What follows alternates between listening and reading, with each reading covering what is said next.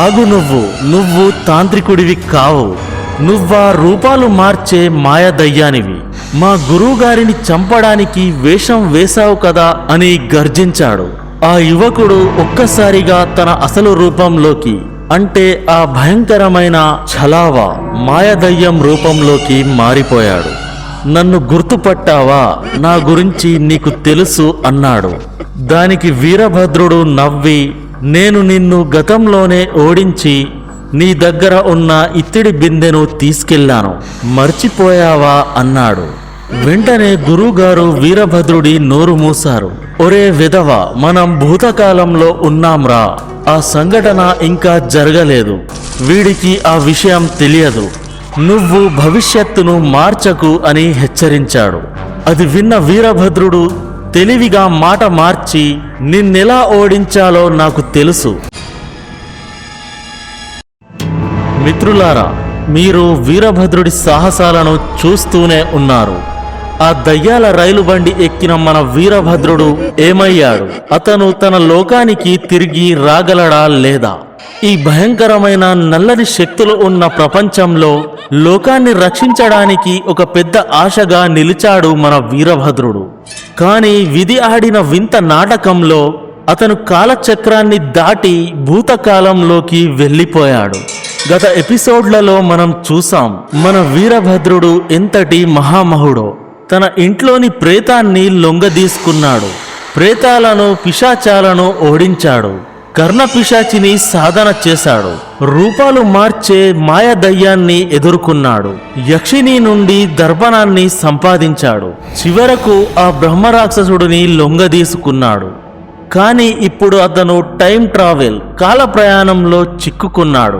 తన గురువు గారితో కలిసి తన సొంత కాలానికి రావడానికి వీరభద్రుడు పడుతున్న ఆరాటం, వాళ్ళు చేయబోయే భయంకరమైన విన్యాసాలు ఈ కథలో విందాం.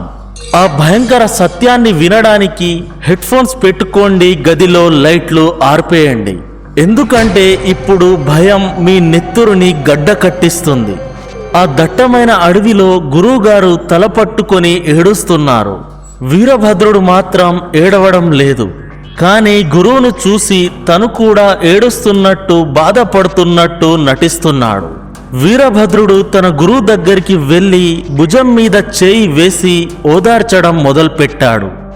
గురువుగారు, ఏడవకండి, మన విధిలో ఏం రాసి పెట్టి ఉంటే అదే జరుగుతుంది. బహుశా ఆ పాతకాలం మనది కాదు, ఈ కాలమే మనది. మనం చరిత్రలోకి వచ్చేసాం, మన దగ్గర ఉన్న తాంత్రిక శక్తులు చూపిద్దాం, మనం ఇక్కడ బాగా ఫేమస్ అవుతాం. ఇలా అన్నాడు వీరభద్రుడు ఉత్సాహంగా. గురువుగారు కోపంతో కళ్ళెర్ర చేసి, ఒరేయ్, నిన్ను ఇప్పుడే ఇక్కడే ఒక్కటిస్తే చచ్చిపోతావు, నోరు మూసుకొని కూర్చో అని గర్జించారు. వీరభద్రుడు భయపడి వెనక్కి తగ్గాడు. గురువుగారి ముందు ఎక్కువగా మాట్లాడితే దెబ్బలు తప్పవని అతనికి తెలుసు. గురువుగారు కాసేపు నిశ్శబ్దంగా ఉండి మళ్ళీ ఏడుస్తూ ఇలా అన్నారు, వీరభద్ర, మనం ఎలాగైనా తిరిగి మన కాలానికి వెళ్ళడానికి ప్రయత్నించాలి. ఈ కాల ప్రయాణం ఎలా జరిగిందో దాన్ని వెనక్కెలా తిప్పాలో నాకు తెలియదు.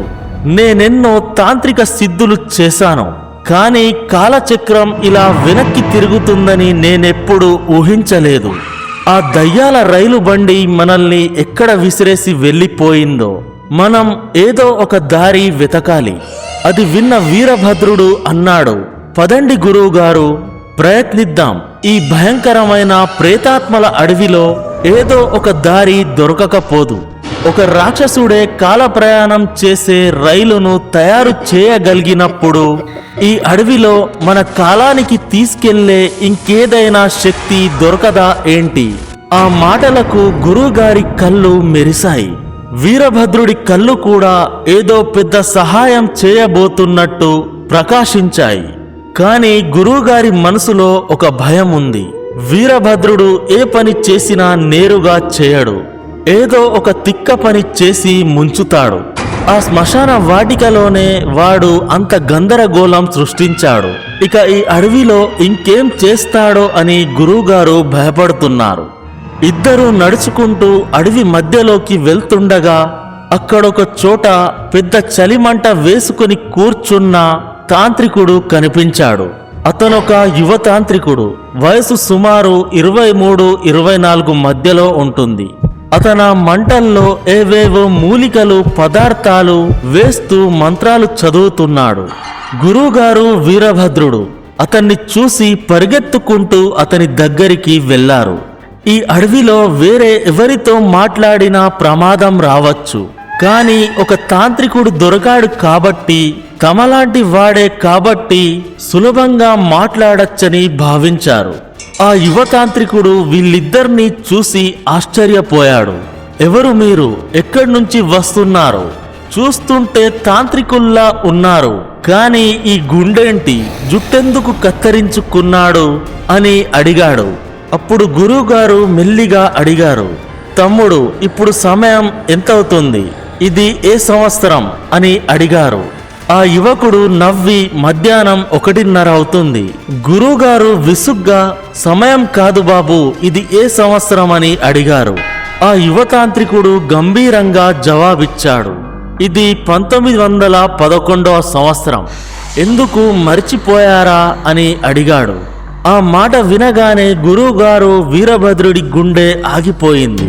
వాళ్ళు 100 ఏళ్ళు వెనక్కి వచ్చేశారని అర్థమైంది. 1911లో చిక్కుకపోయిన తాంత్రికులు మరి వారు తిరిగి 2026కు ఎలా వస్తారు? వాళ్ళిద్దరూ ఆ యువ తాంత్రికుడితో మాట్లాడడం మొదలుపెట్టారు. బాబు, నీకు కాల ప్రయాణం గురించి తెలుసా? మేము వేరే కాలం నుంచి వచ్చాం, తిరిగి మా కాలానికి వెళ్ళాలి. చరిత్ర మారడం మాకిష్టం లేదు అన్నారు. వీళ్ళ మాటలకు ఆ యువకుడు వింతగా చూశాడు. ఏం చరిత్ర, ఏం మాట్లాడుతున్నారు? అప్పుడు గురువుగారు అడిగారు, నీకు ఇక్కడ తిరిగే మాయ రైలు బండి గురించి తెలుసా? అప్పుడు ఆ యువకుడు ఇలా అన్నాడు, తెలుసు, ఈ అడవిలో రాత్రిపూట కనిపిస్తుంది. ఆ మాట విన్న వాళ్ళిద్దరూ సంతోషించారు. మేము ఆ రైలెక్కే ఇక్కడికి వచ్చాం, దాని రహస్యం నీకు తెలుసా అని అడిగారు. ఆ యువతాంత్రికుడు నవ్వి, తెలుసు, ఆ రైలెక్కిన వాళ్ళు మళ్ళీ కనిపించరు, ఎందుకంటే అది కాలంలో ముందుకు వెనక్కి విసిరేస్తుంది అన్నాడు. ఈ 23 ఏళ్ల కుర్ర తాంత్రికునికి అన్నీ ముందే తెలుసని గురువుగారు ఇంకా వీరభద్రుడు అతని కాళ్ళ మీద పడ్డారు. వయసులో తనకంటే పెద్దవారైన కాలచక్రం ప్రకారం అతనే తనకంటే ముందున్నాడు కాబట్టి గౌరవించారు. బాబు, మమ్మల్ని కాపాడు, తిరిగి మా లోకానికి వెళ్ళే దారి చెప్పు అని బతిమిలాడారు. అప్పుడు ఆ యువ తాంత్రికుడు ఇలా అన్నాడు, అలా చేయాలంటే ఒక చిన్న తాంత్రిక సాధన చేయాలి. అదిగో అక్కడ కనిపిస్తున్న ఆ విక్రమార్కుడి కొండ పైకి రండి. అక్కడ మనం సాధన చేస్తే మీ మనసులోని శక్తి ద్వారా మీ కాలానికి వెళ్ళిపోతారు. నా మీద నమ్మకం ఉంచండి. ఇద్దరు సంతోషంగా అతని వెనక బయలుదేరారు. ఆ యువతాంత్రికుడు చాలా వేగంగా నడుస్తున్నాడు. నాకు నెమ్మదిగా నడవడం చేత కాదు. నా వయసు చిన్నదైనా జ్ఞానం ఎక్కువ, సమయం తక్కువ. నా వెనక త్వరగా రండని పరిగెత్తుతున్నాడు.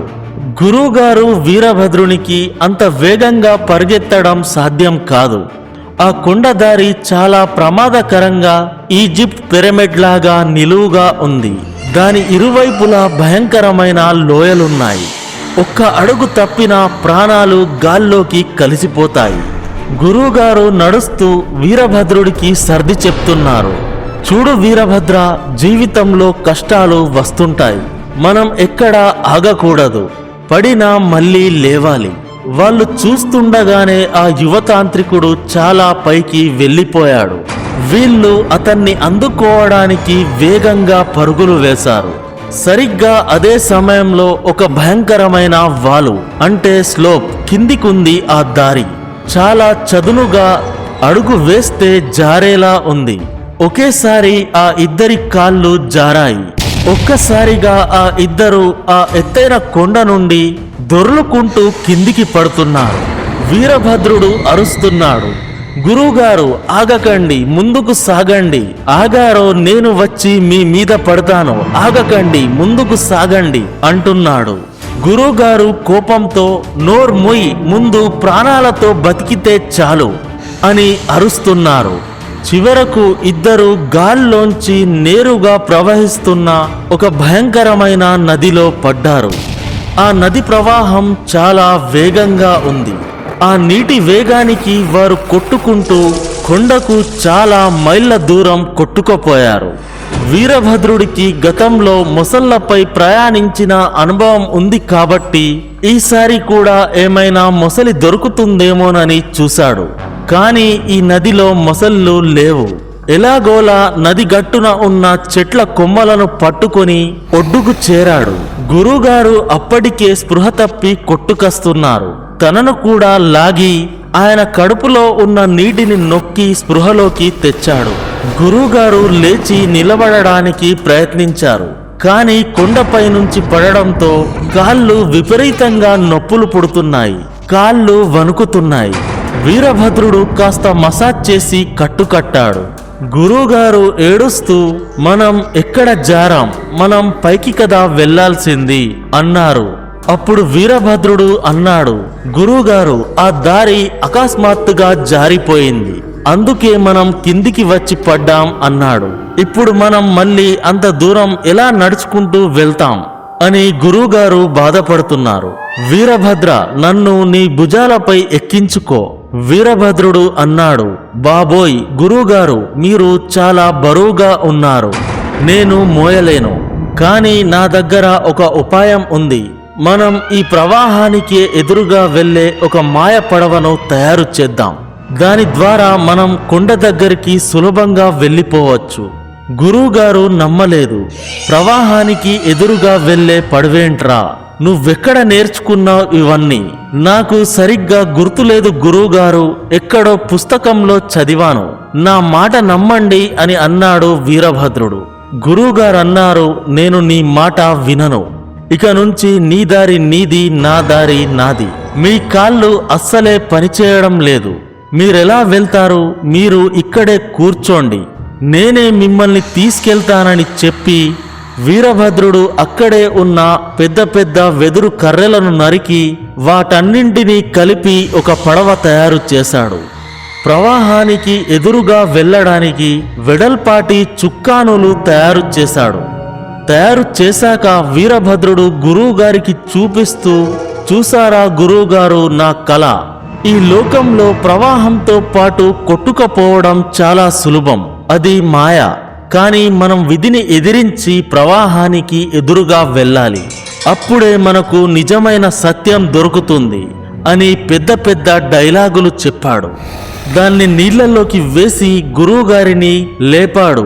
అప్పుడు గురువుగారు, నన్ను ముట్టుకోకురా, నన్ను వదిలేయ్ అని అరుస్తున్నా వినకుండా వీరభద్రుడు తన చేతులకు 2 పెద్ద పెద్ద ఆకులు చుట్టుకొని గురువుగారినెత్తుకొని పడవలో కూర్చోబెట్టాడు.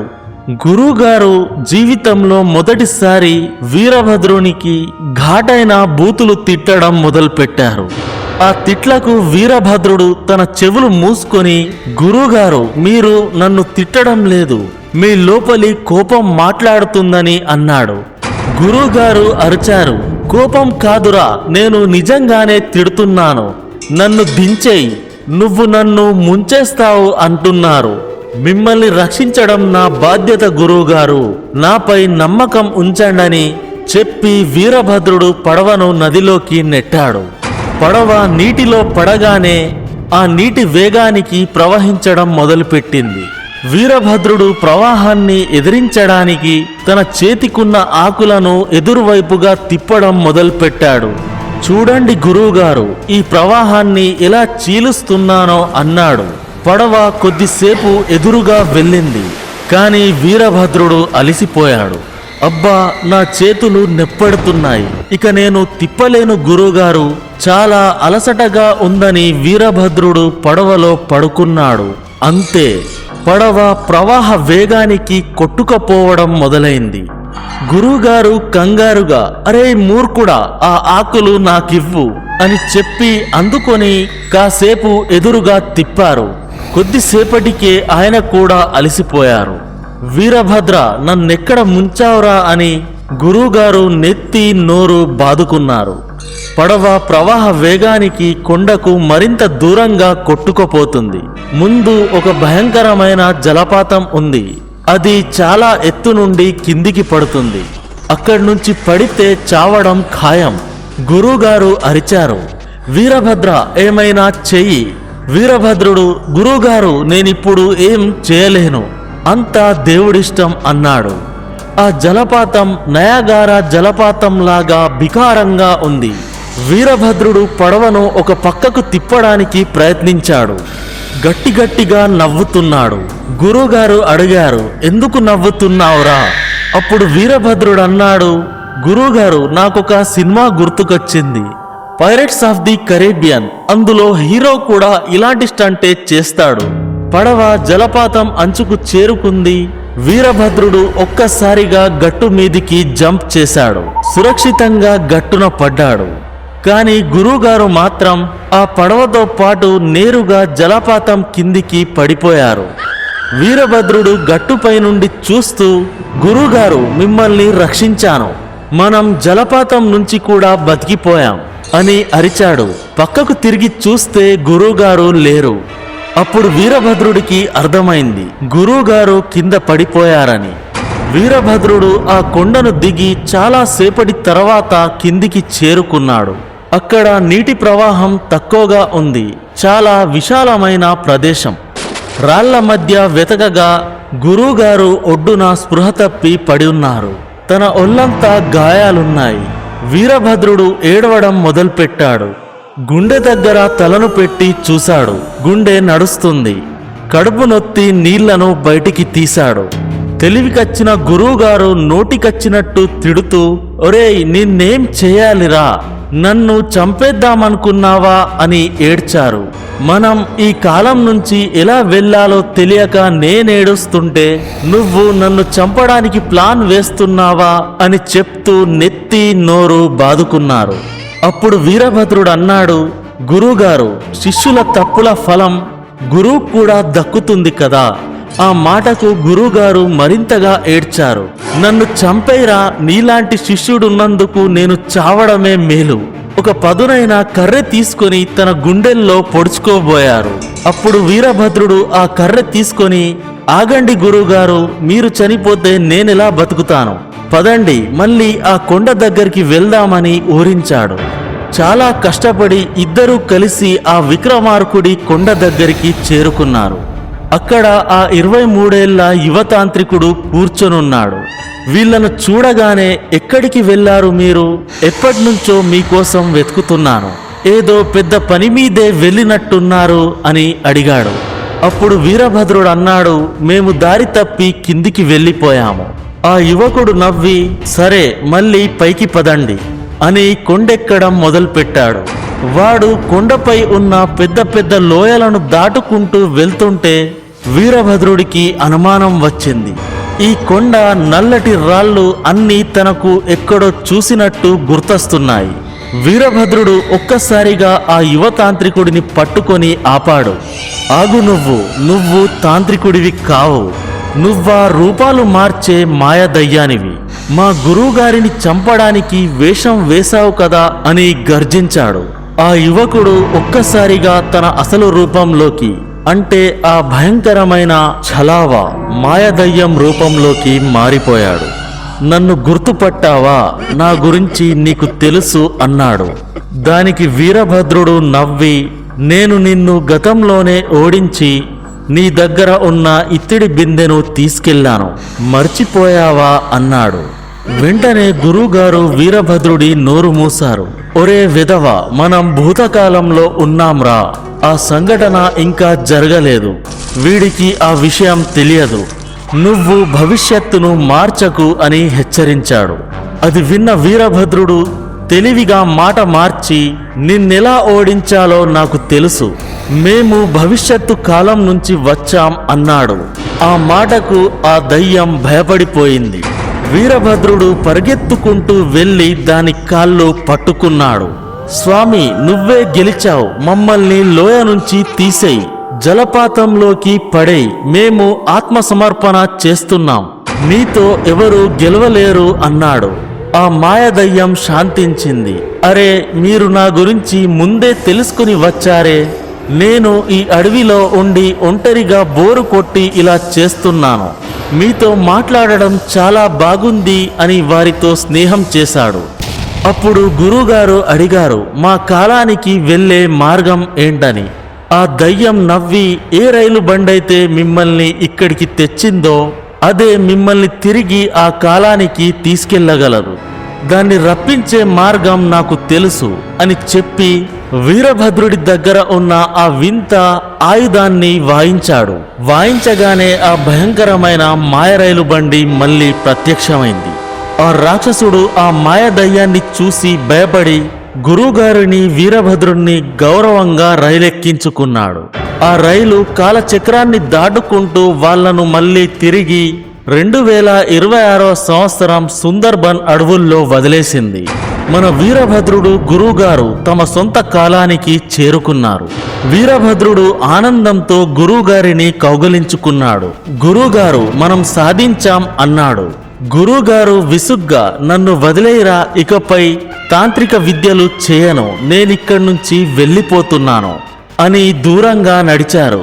వీరభద్రుడు తన గురువు గారిని ఎలా ప్రసన్నం చేసుకోవాలో ఆలోచిస్తూ నేపాల్ దేశంలోని భయంకరమైన కిచ్కన్య గురించి విన్న కథలను తలుచుకున్నాడు. గురువుగారి నమ్మకాన్ని గెలవడానికి తదుపరి సాహసం నేపాల్ అడవుల్లో చేయాలని నిర్ణయించుకున్నాడు. వచ్చే వారం ఆ కథతో కలుద్దాం. అంతవరకు సెలవు. నమస్కారం.